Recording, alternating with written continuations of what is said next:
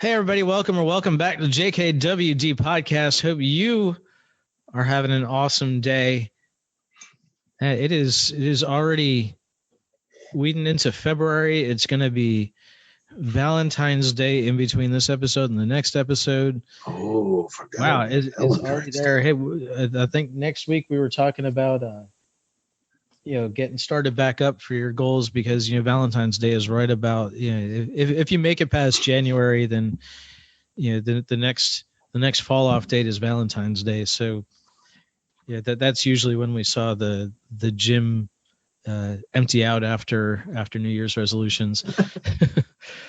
So next week we got that coming up, but we got a great show for you today with Dan Fielding, who is author of The Asset Mindset. We went all over the place. Yes, we did. Got places that nobody was thinking about going today. But first, Kelvin, how you doing? I'm doing very well, sir. Life is good. We actually have sunshine and blue skies today. Woo. Right here in sunny Syracuse. And it's nice because over the previous 3 days, we probably got, I don't know, foot and a half of snow. Sorry. Don't get me wrong. I'm okay with that. And to make it even better, my next door neighbor decided to take care of my driveway for me like 2 days in a row. And I'm like, well, heck, how you beat a deal like that? And I knew about that. You know how I knew? Because every morning I get up and I read Vitamin K Daily. You can too by going to vitaminkdaily.com, getting yourself 4 weeks free. After that, just $24.95 a year. And if for whatever reason it's not for you, you just cancel before that 4 weeks is up. But I think it's going to be for you. I think so as vitaminkdaily.com, philosophical supplements for your attitude, health. Wake up to a daily dose of positive from the Prince of Positive himself, Kelvin P. Ringgold Sr. Yes, got you smiling over there. You like the way yeah, it was good. Good. Getting creative. All right. So. All right. So you talk about our guest today, or are you just going to surprise? Yeah. Well, Dan Fielding is a former Green Beret, that's Special Forces. That makes him a military guy. Not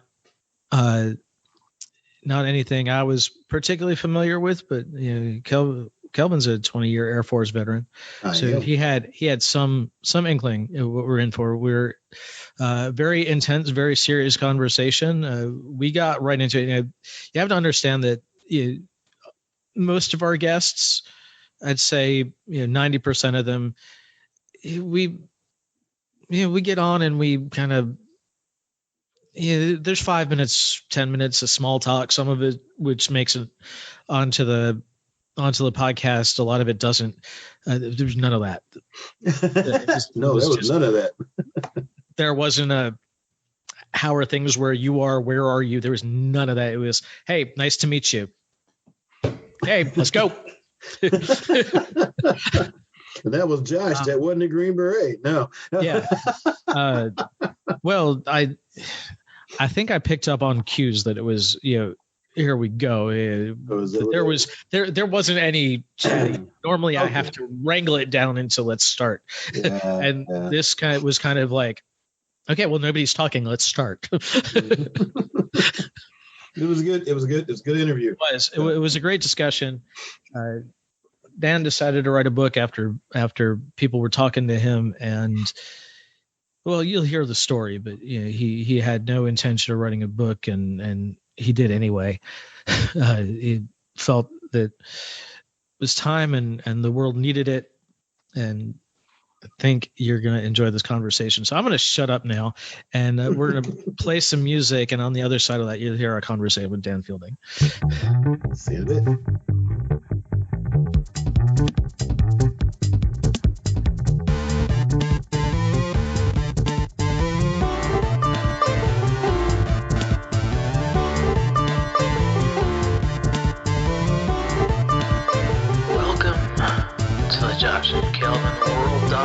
podcast where we talk about better humanhood and teach you how to dominate your world.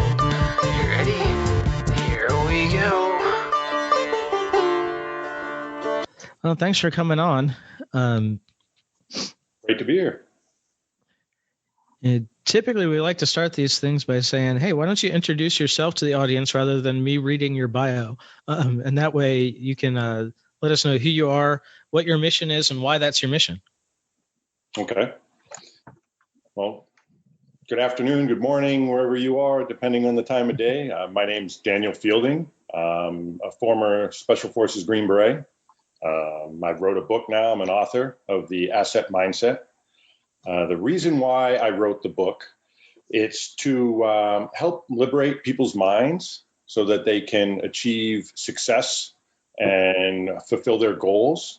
I want more positivity in the world. I feel, in the Special Forces, we have, it's called De Oppressor Liber, which is to free from oppression.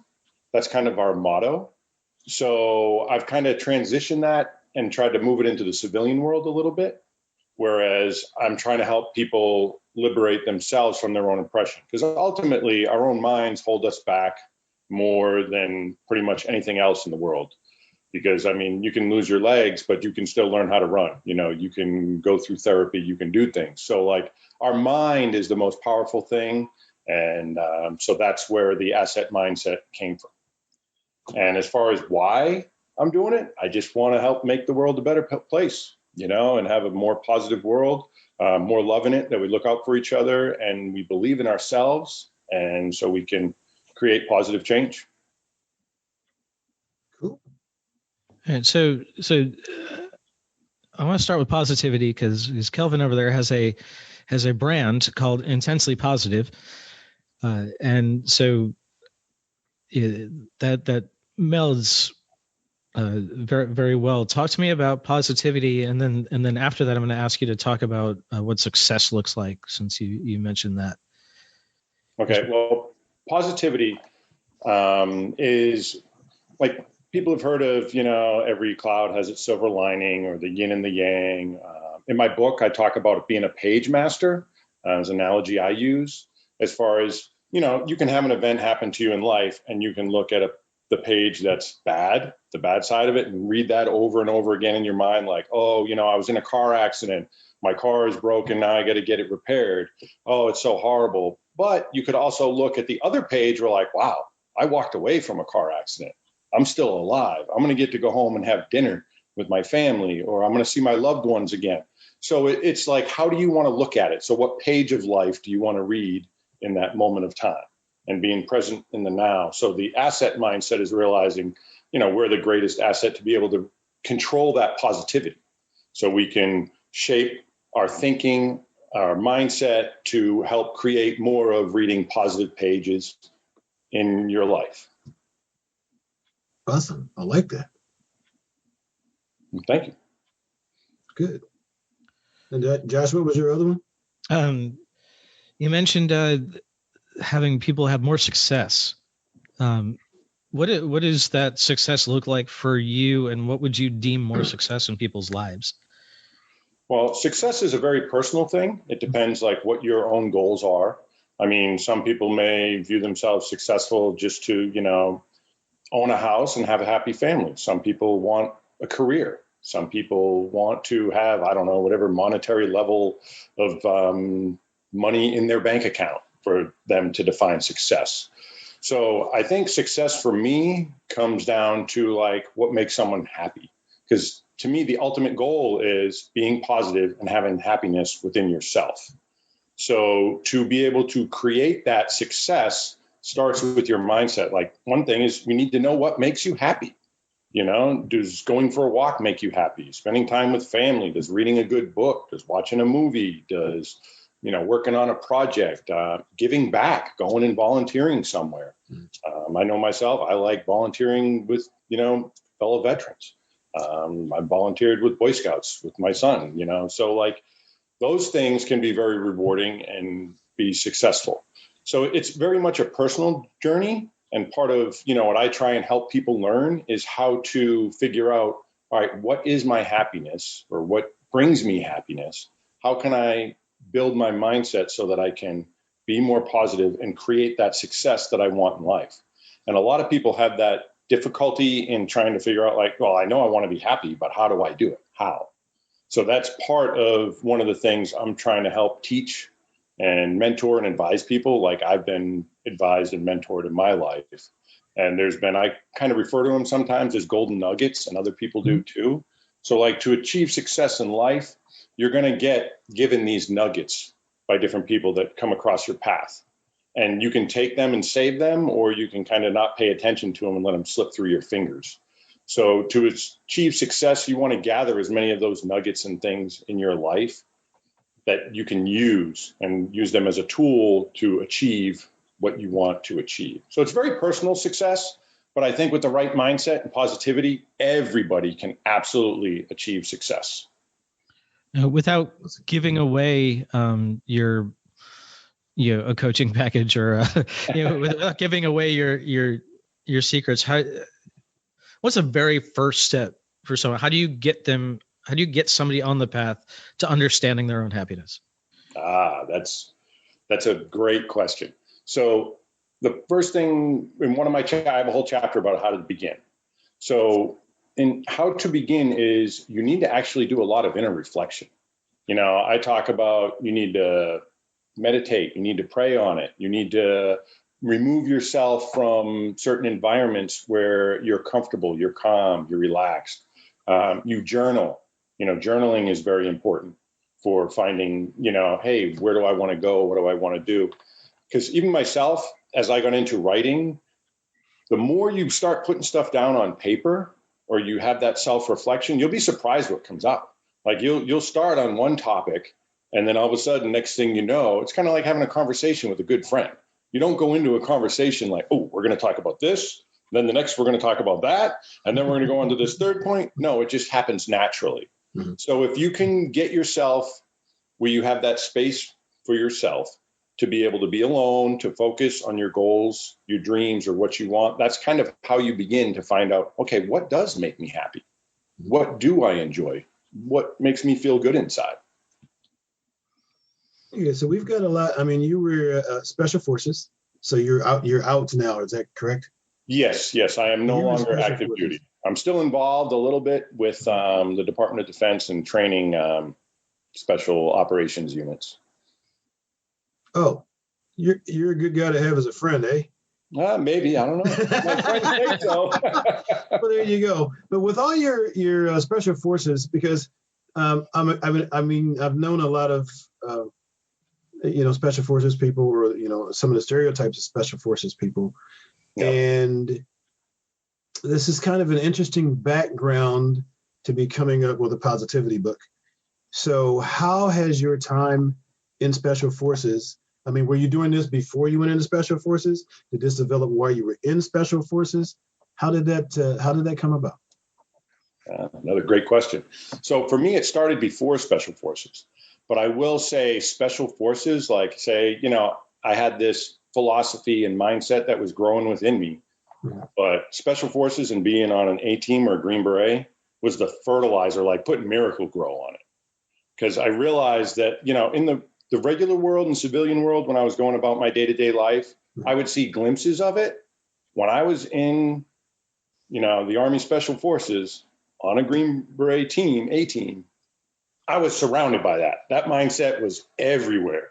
And it was like, it's amazing. The sacrifices people are willing to make for each other. I actually talk about that in my book too, as far as like, a lot of people don't realize, like they think, oh, special forces, big, bad, badass guy. I just want to blow stuff, shoot things up. And it's like, what truly makes a special forces warrior so great, in my mind, in my opinion, and from what I've seen firsthand, is love for each other, love for that guy next to you, love for the unit. Like you are going to go so much further and so much farther than you ever thought you could, because you're motivated, because like, I do not want to let my brother down. That I've talked to so many guys, and including myself, my greatest fear was not dying.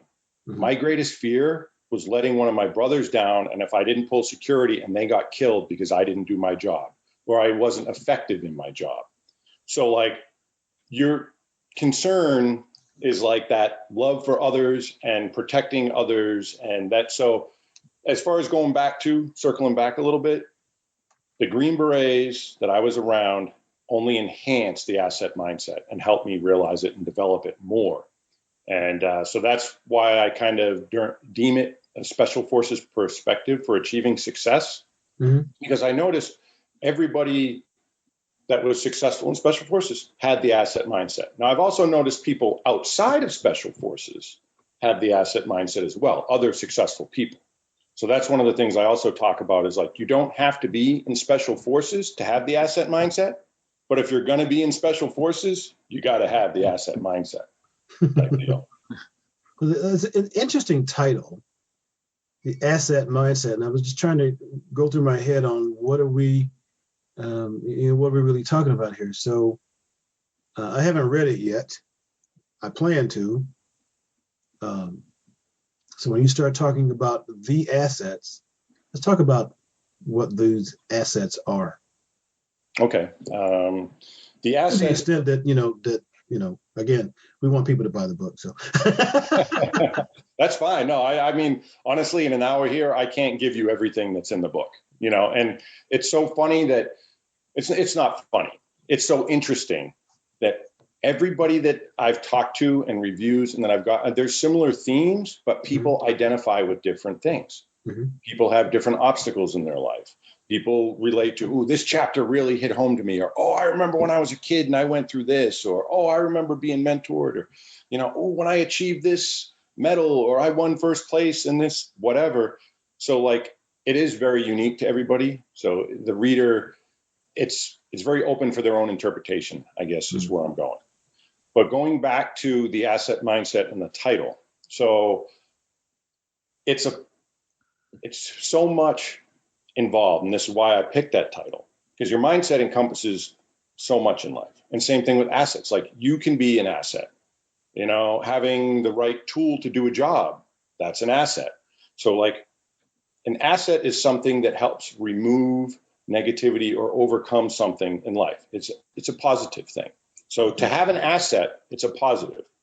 So you want to have positive mindsets, positive things, positive people. Like I talk about asset mindset teammates as well. So these teammates can be lifelong teammates. These teammates could be short-term, like if you wanted to learn how to play the guitar.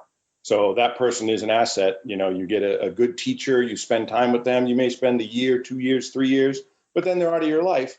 But they were there for a reason and a purpose. They were an asset for whatever goal you were trying to achieve.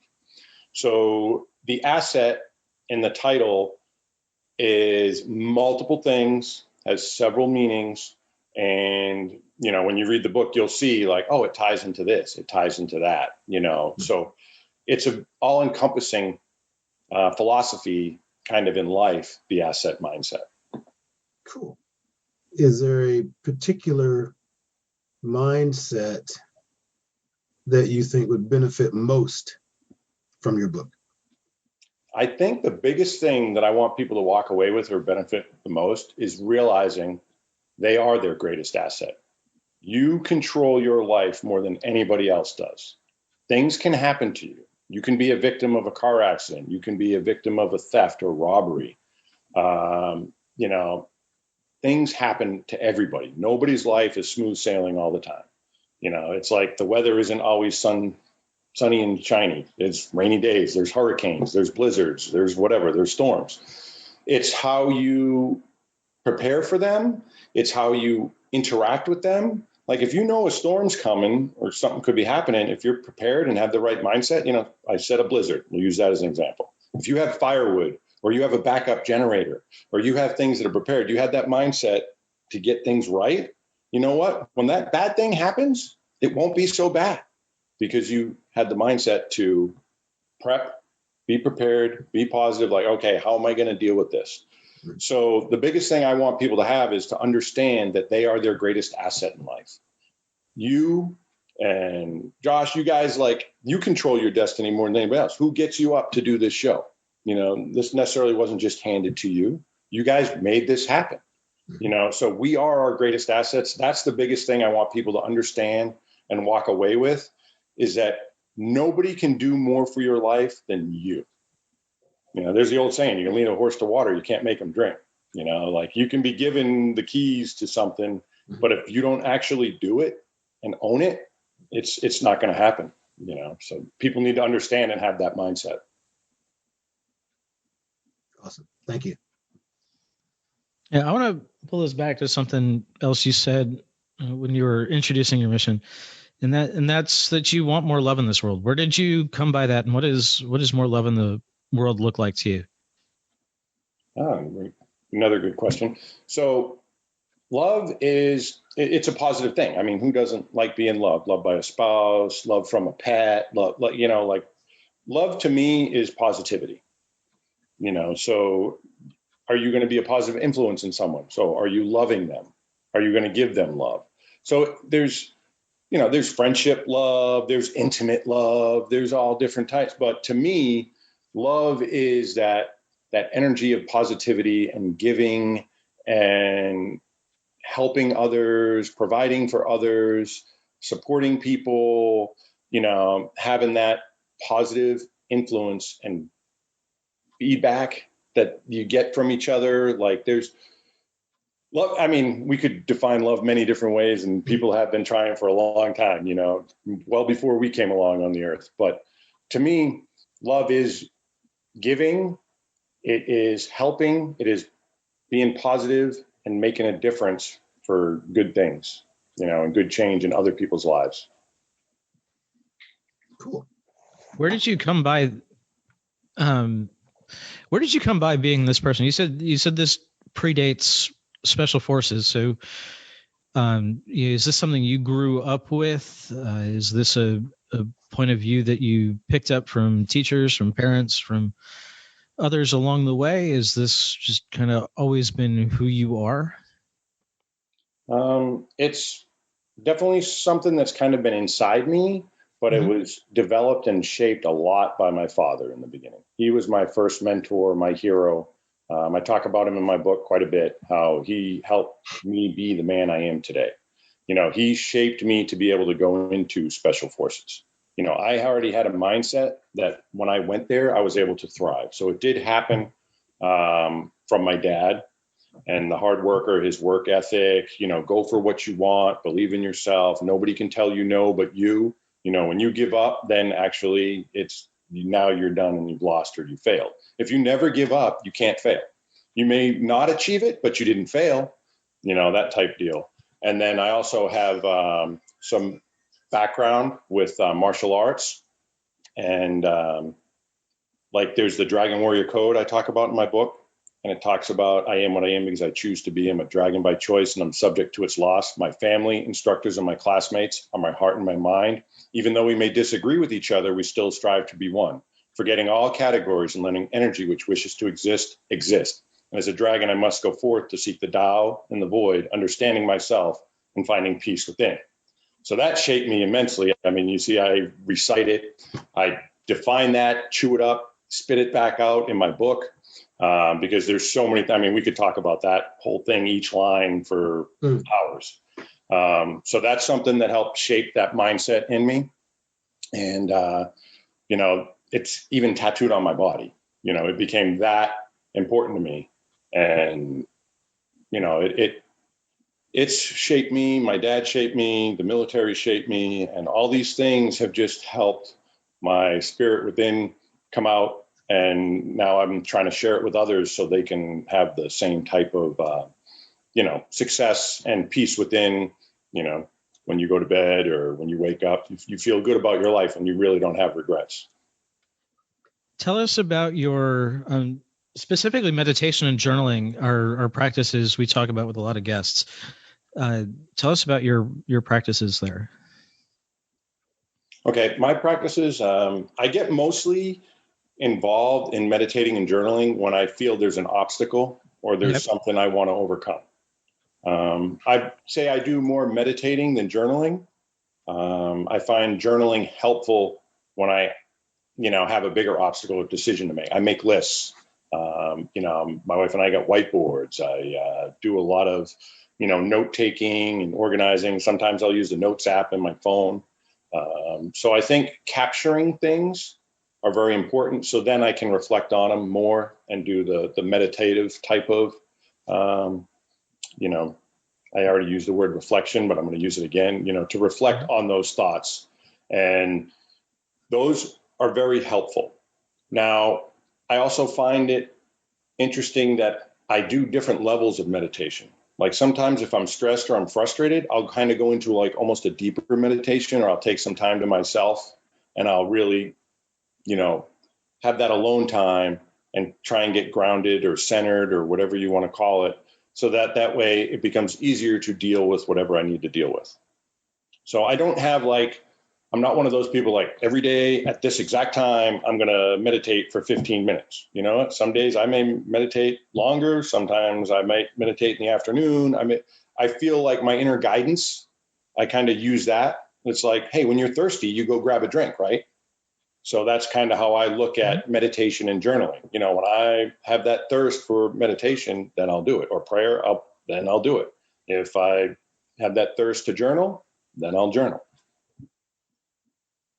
I guess a lot of people have a different view of what meditation is. Some hear about it, poo-poo it as, you know, something fluffy. But when a Green Beret is talking to you about meditating, you're not thinking about a fluffy thing. So tell us about the quality of your meditation and what are the levels for you, you know, and how do you get there? If that's even a sensible question to ask.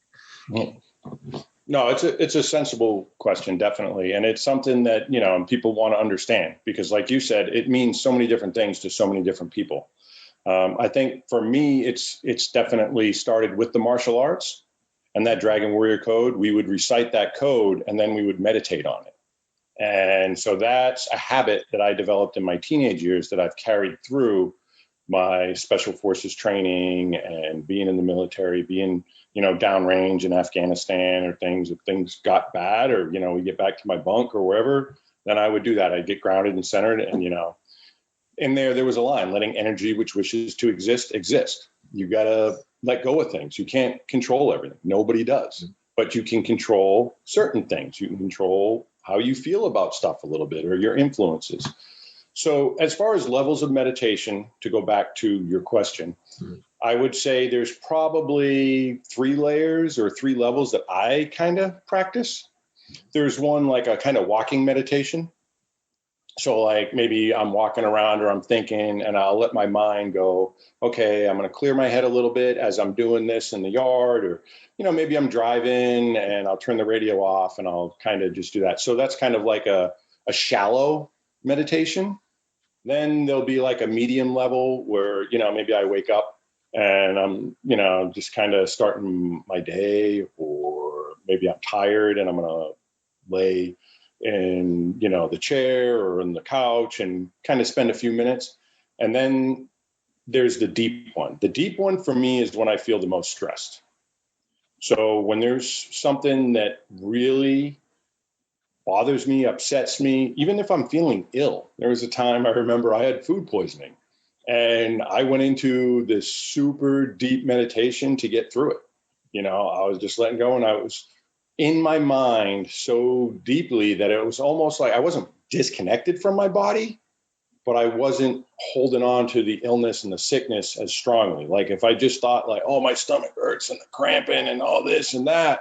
So I took my mind somewhere else. So I focused my mindset and my thoughts. So that's the real deep one, is when you get so far into your mind that you almost disconnect. I mean, some people say you can disconnect. I don't know. I've never fully disconnected from my body, so I don't know.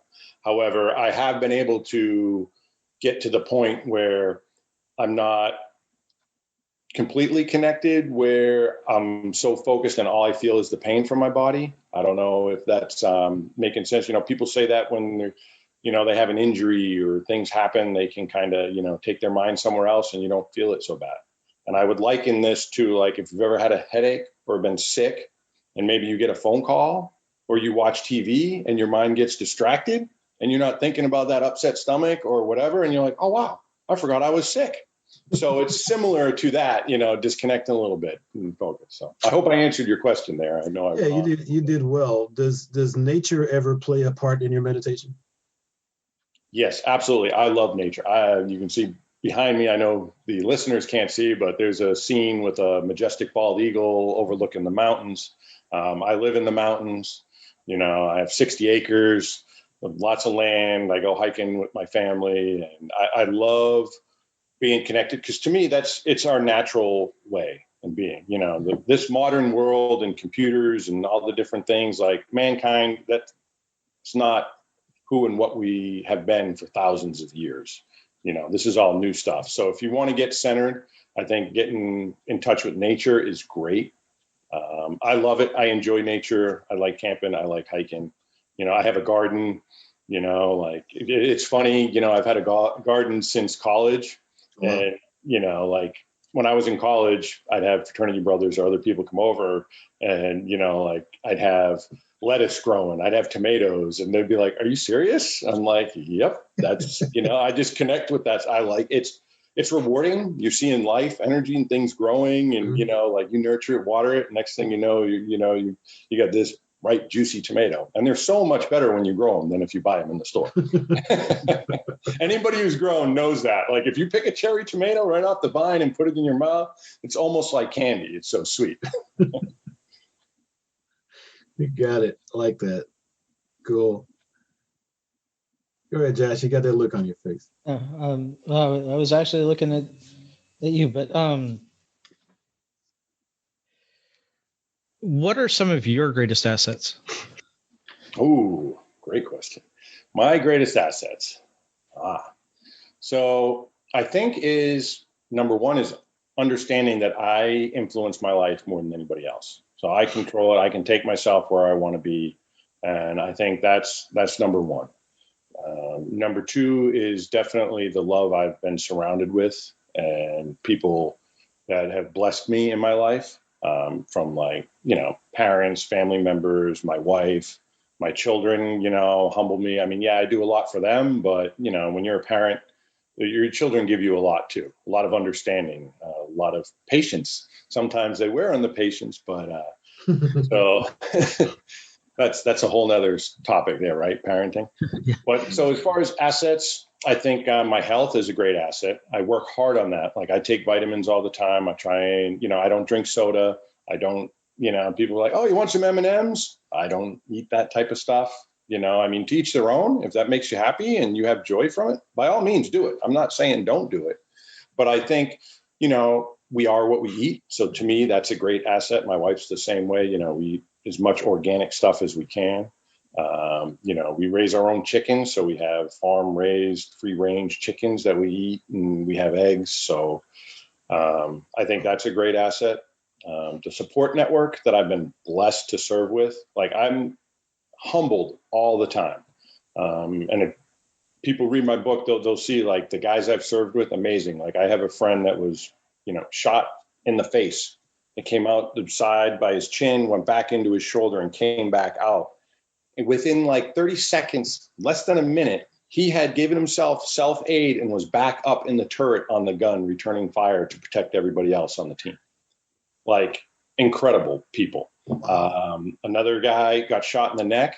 I wasn't there for this, so I'm not saying like I've watched this, but my friend Rami, who I served with in my group, and we went to some training schools together and stuff, but he got shot in the neck, paralyzed.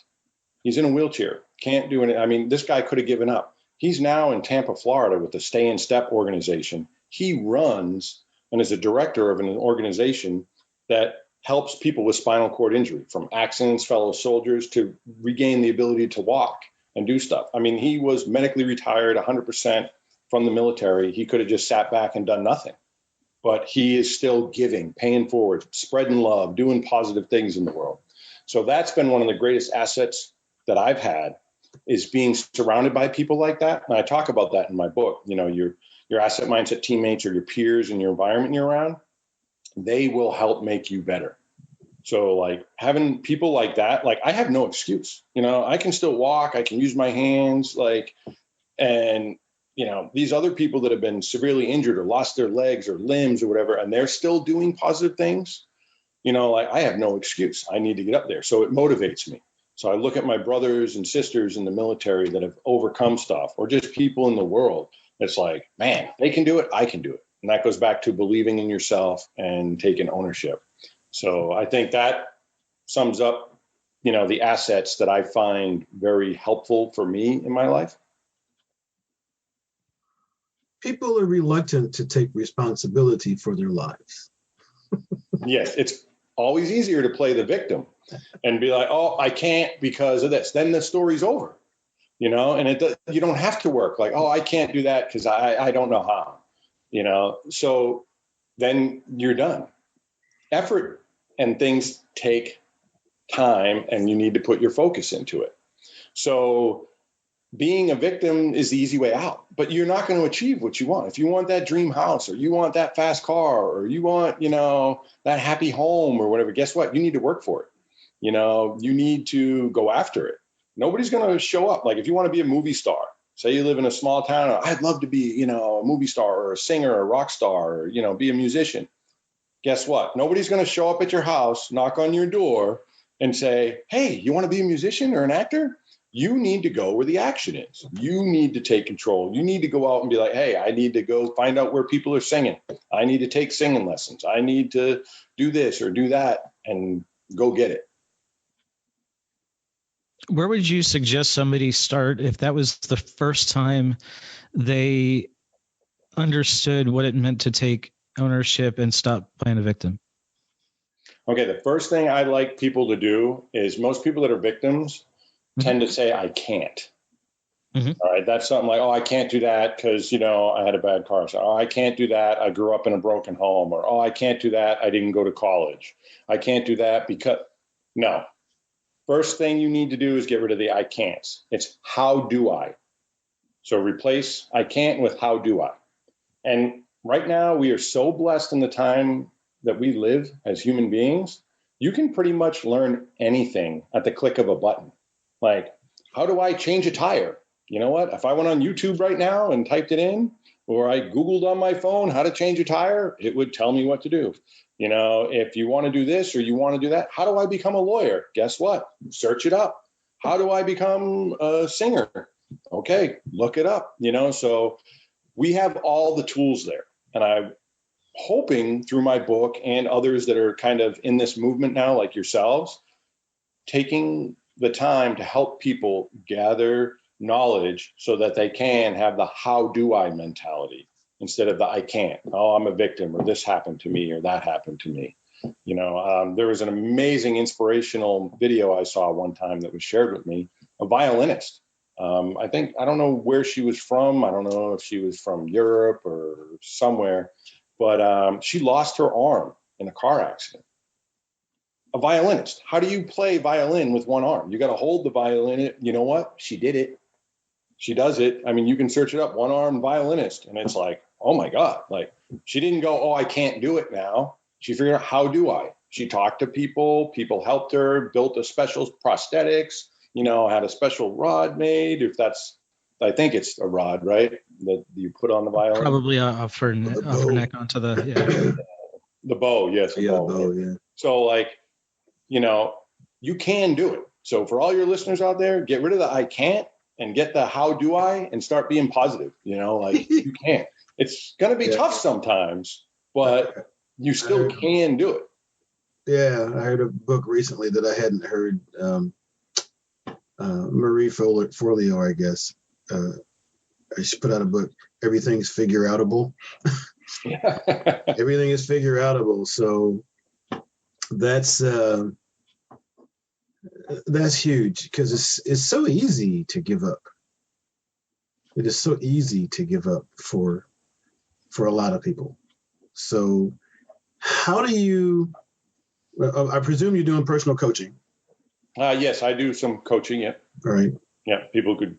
So how do you help someone get that mindset besides, you're talking to them obviously, but everything is figure outable.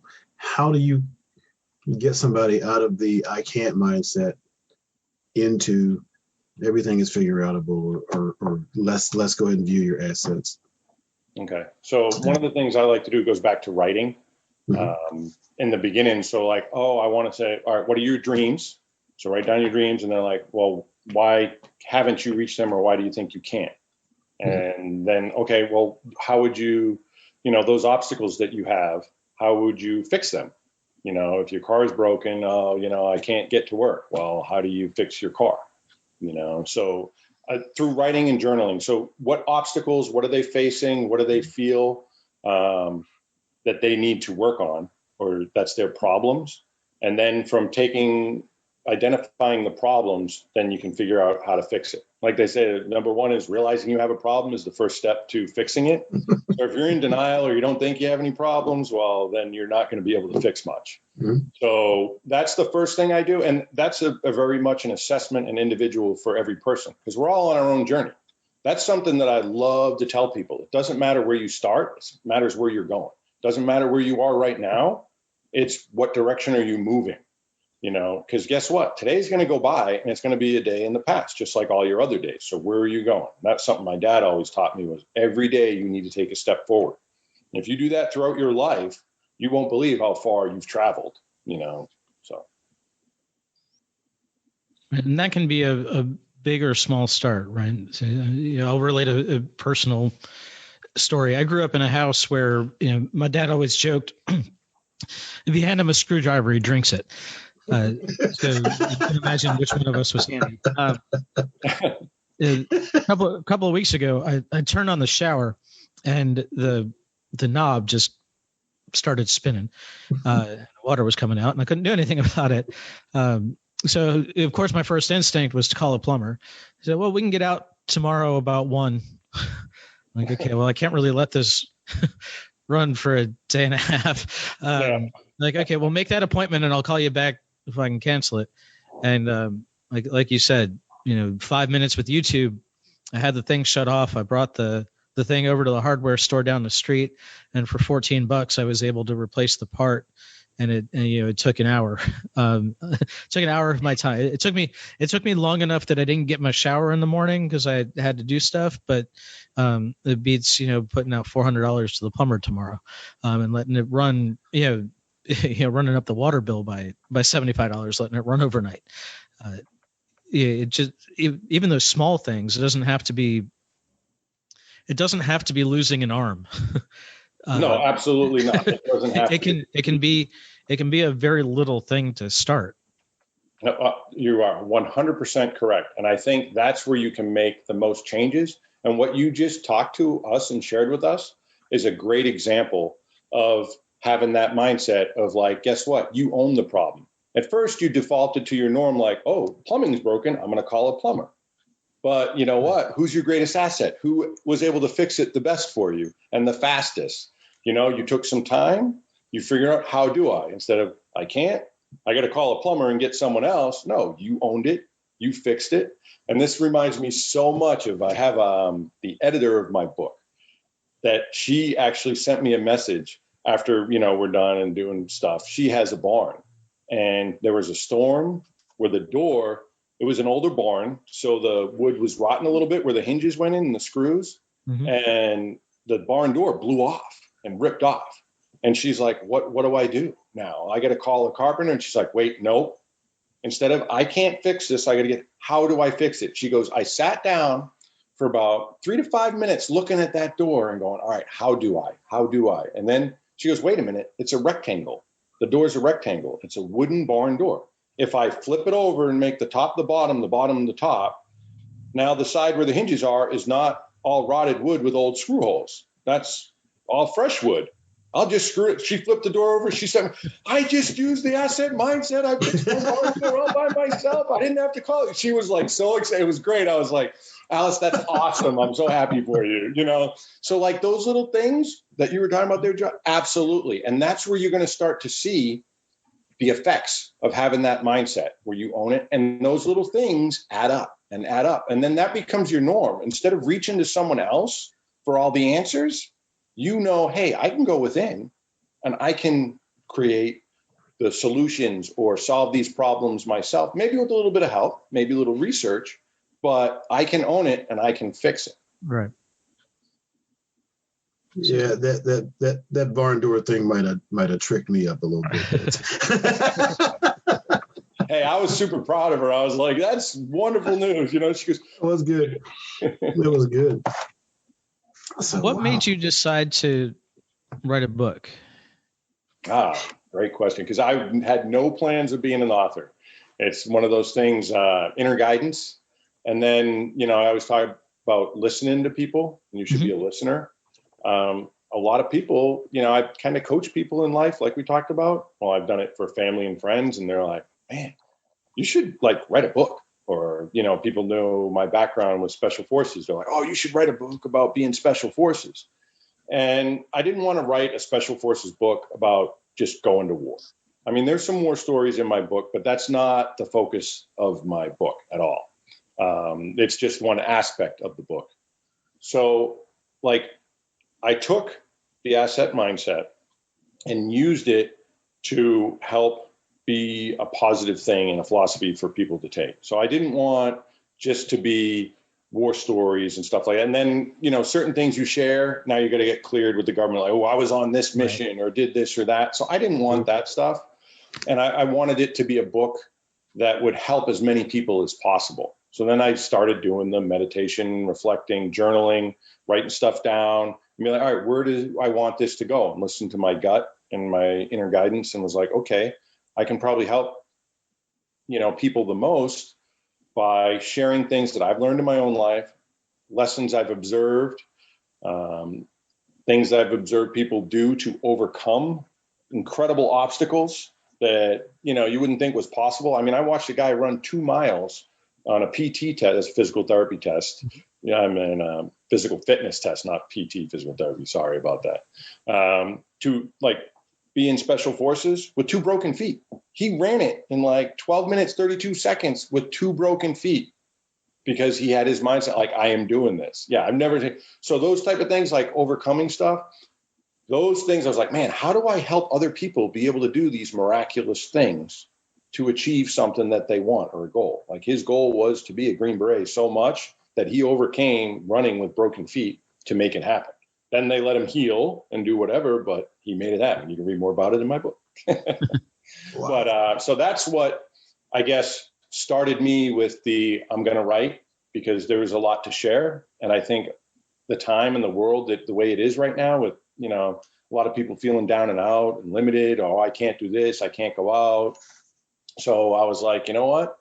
Timing seems right, guys. I'm going to listen and I'm going to put it out there. And it's been incredible. I mean, I'm shocked that I've got pretty much almost everybody who's reviewed my book has given it 5 stars. I'm like, if I look on Amazon and I see all those stars lit up, I'm like, wow. And I've never formally went to writing school. Now, I did study on how to be a writer, before I started writing, but I'm still shocked. And it's an amazing thing. And, life will reward you when you take risks or you put yourself out there and you're doing the right thing. You will be blessed. How did you come up with your message, specifically stripped down to the asset mindset? That's one of the hardest parts of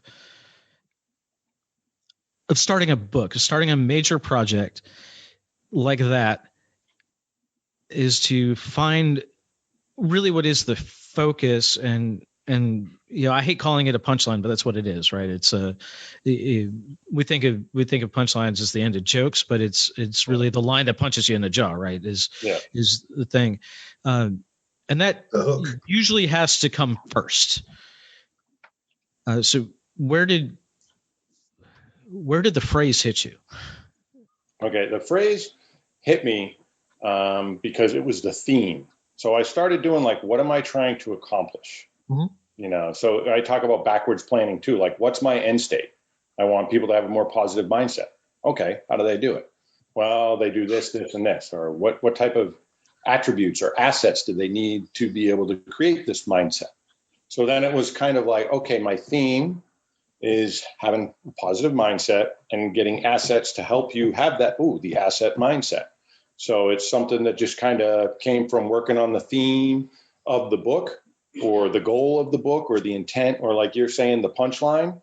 So like I've had other people now ask me like, hey, how do you get started? You know, people that want to write or feel drawn to become an author. They're like, how do you do it? You know, a lot of people say just sit down and start writing. Yes and no. I tell them, what is your goal that you want to write about? You know, and then this is how I did it. What I learned from studying about writing is you get your theme. So my theme was positivity and reaching goals and success through having the asset mindset. So then I was like, okay, what do you do when you have the asset mindset? You overcome obstacles, you put yourself in positive environments. So I tell people like, find your theme, then write the bullets down, which would, your bullets can turn into chapters or whatever. And obviously during the editing process, it's going to, you know, change and move a little left, move a little right, to the front of the book, back of the book, whatever. But once you have those bullet points, then now you free write. If you just free write from the beginning, which you can do it, it's a technique. It's just not a technique I prefer, because let me tell you, editing a book is not easy. When you're like, oh, this paragraph goes here. This is a story I want to go in this chapter, or, well, which chapter should go first? Or if you just free write, and now that stuff is everywhere, and you have, you know, my book is over 47,000 words. You know, you have 47,000 words you just wrote down. Now try and organize that. It gets a lot more difficult. So if you can have some form of agenda or structure based off your theme of your book, or that subject or the message that you want to give your readers, and then your bullet points to support that and make those your chapters, and free write in the chapters, because it's a lot easier to rearrange a chapter than it is to try and rearrange a whole book, which you're still going to do, as anybody does when you edit your book. But it just makes it, I think, you know, that little bit of time up front saves you a lot of time later on. What was your biggest obstacle to completing your book? All right, get ready to laugh, and some of your other people, you know, listeners on this are going to laugh. I can't type. That was my biggest obstacle. I got 4 fingers about I type with, you know, and my thumbs. I will hit the space bar with my thumb. Oh, wow. So like, yeah. So it was, when I talk about determination and discipline, like I am a man that cannot type on a computer, and I wrote a book and I'm an author. So like, you can make stuff happen. It took me probably a lot longer than it would have taken some people. But you know what? I had my goal and I just kept working towards it. You know, and like I tell people by using my book, you know, hey, if you write a page a day in 365 days, 1 year, you're going to have a 365 page book. That's a good sized book. You know, now you're going to edit it and do whatever. The editing, I was shocked, as that was the second biggest obstacle. Because like you figure, oh, once you got it down, but going back through, changing, correcting things, rephrasing, make it flow a little better. So yeah, I had 47,000, you know, words, but then you read them over again and you rearrange them, and oh, now I got to read them over again. So like I've reread my book. I couldn't even tell you how many times, you know. So if you read a 200-page book, plan on, in a sense, reading like 20,000 pages. You're going to go over and over and over and over again. Sweet. So. And then hopefully it takes long enough to print it that you're not sick of it when it's time to go talk about it. Yeah. Well, that's why you want to write about something you believe in. That's where I feel blessed too, is like I wholeheartedly believe this, live it, and do my best in it, so it doesn't get old. Like it's a lifestyle. You know, we even talk and joke about that in the Special Forces community. Like, you know, being Special Forces isn't something you just do once. Like it's a lifestyle. You live that way, you know. So that's kind of where I'm at with the asset mindset. So I could talk to you guys forever, or anybody else. Like it doesn't bother me, especially when it's positive, you know, conversation where we're helping people or we're creating change and, you know, having good effects in the world. Yeah, Special Forces doesn't seem like it's one thing you take out your clipboard and you're like, oh yeah, check that one off. Okay, next. Yeah, no. Yeah. Well, I have to say, you know, not that I've talked to a ton of Special Forces folks, but the conversation you have is, I mean, when you look at all the movies you've seen on Special Forces, you look, you know, fiction, and You don't generally expect to sit down with a guy like you and have this kind of conversation from the picture that comes up as a special forces guy. So you give number one, you give the special forces another boon because people don't realize it, but you guys are human too. Oh, absolutely. Yeah, absolutely. Not the machines we read about in the book. Although I think there's probably a couple of those out there too.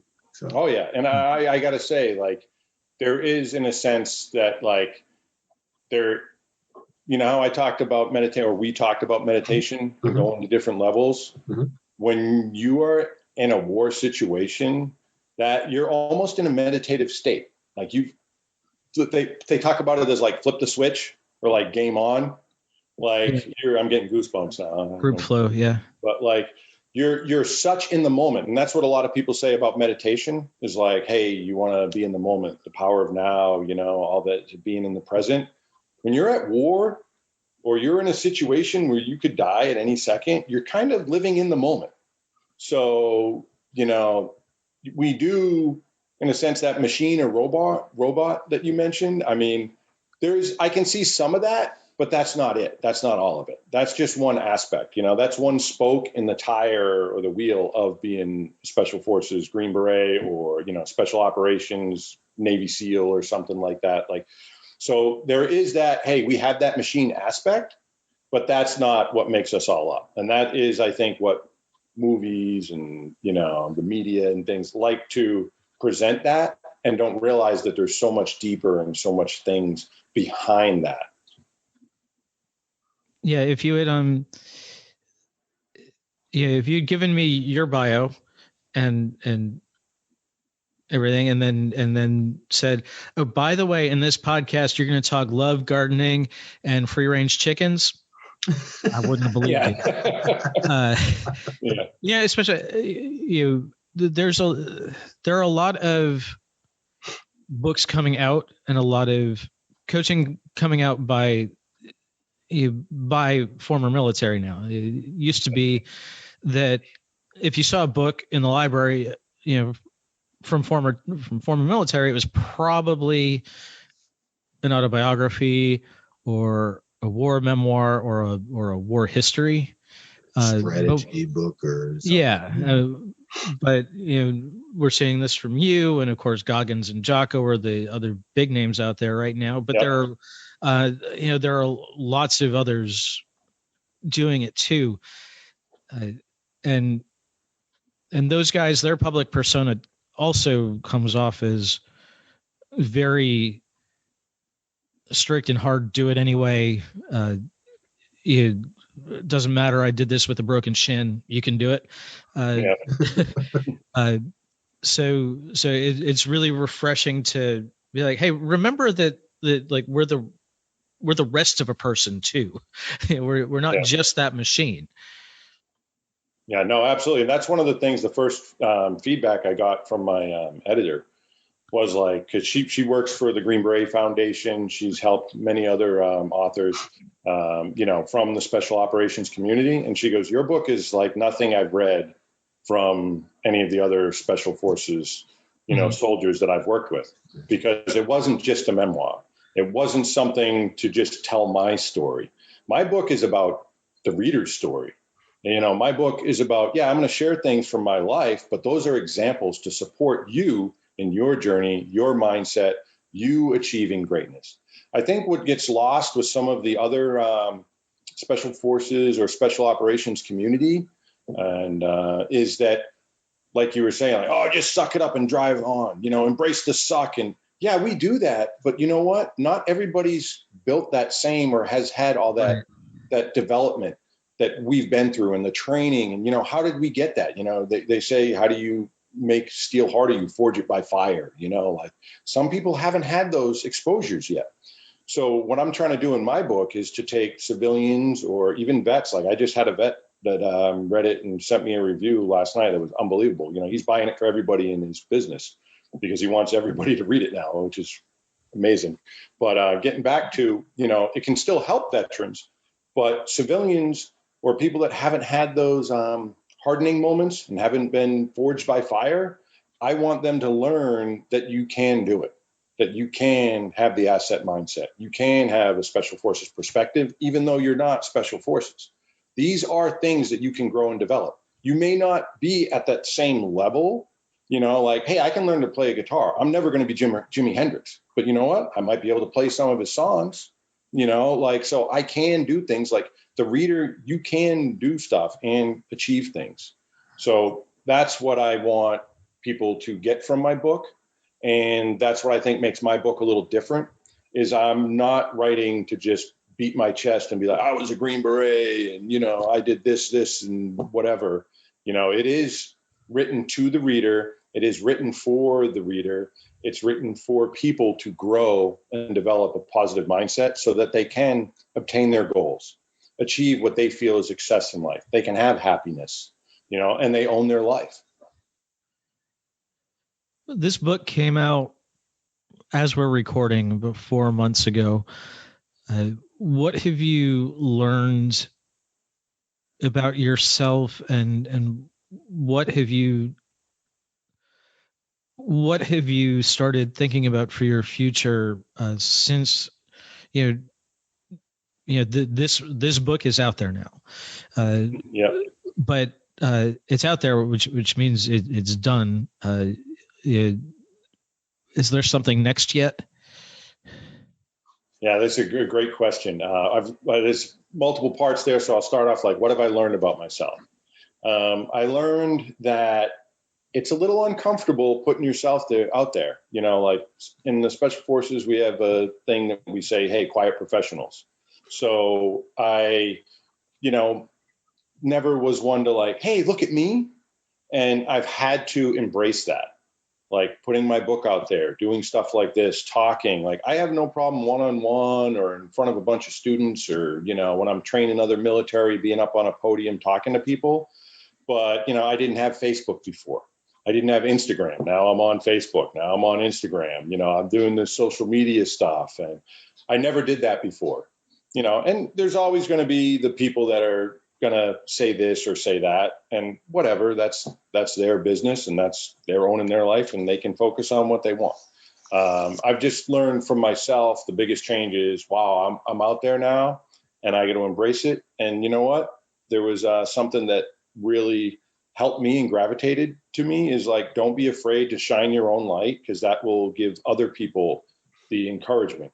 Like I've always had confidence within myself, but I didn't want to be like, hey, look at me and look what I can do, or I can teach you this or that, and be showy, And I had a friend of mine go, stop being so humble. Like you've done some great things in life. You've accomplished stuff, that's not being conceited or cocky. You're just helping others. So by you being the light out there or being a positive person, it can help build up other people or give them the confidence. So now I've taken on that role. So that's something that's new for me.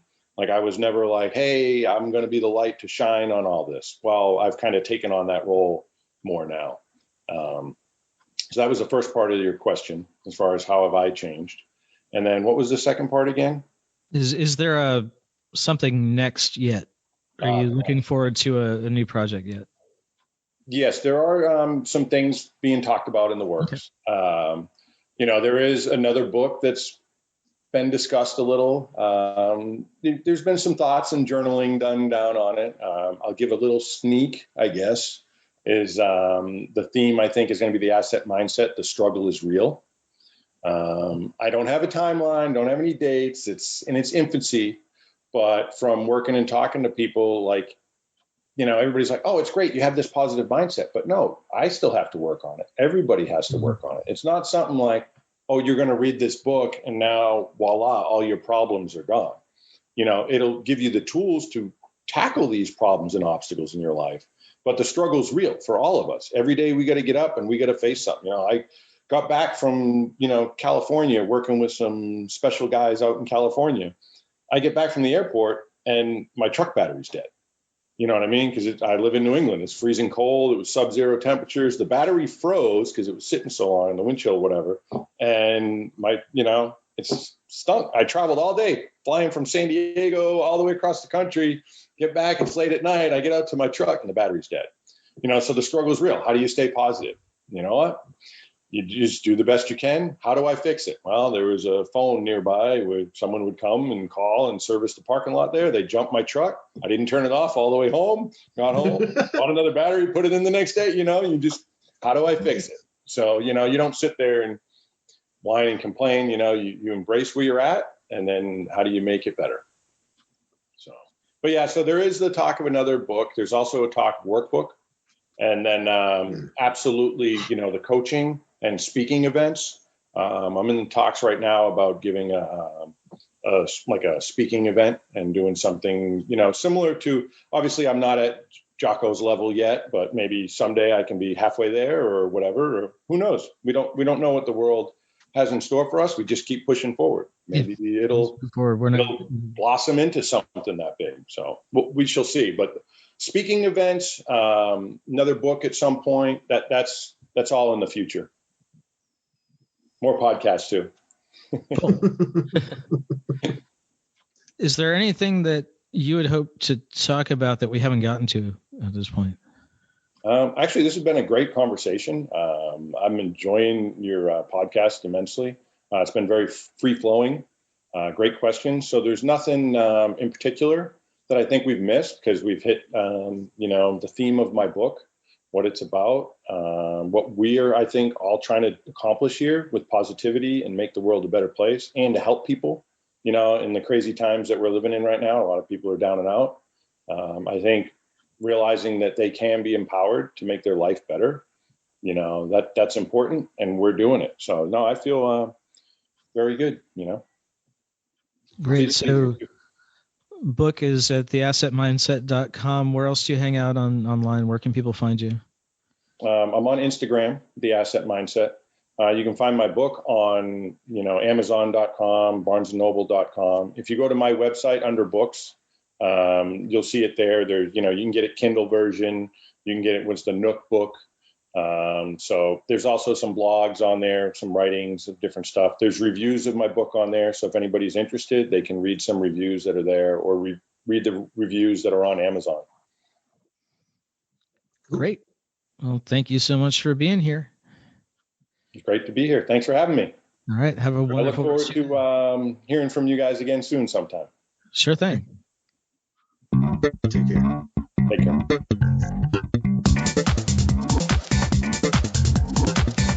Hey, thanks for listening. Show notes and more at jkwdpodcast.com. Don't forget to subscribe, leave a review, and share with your friends, and we will see you next week. Bye.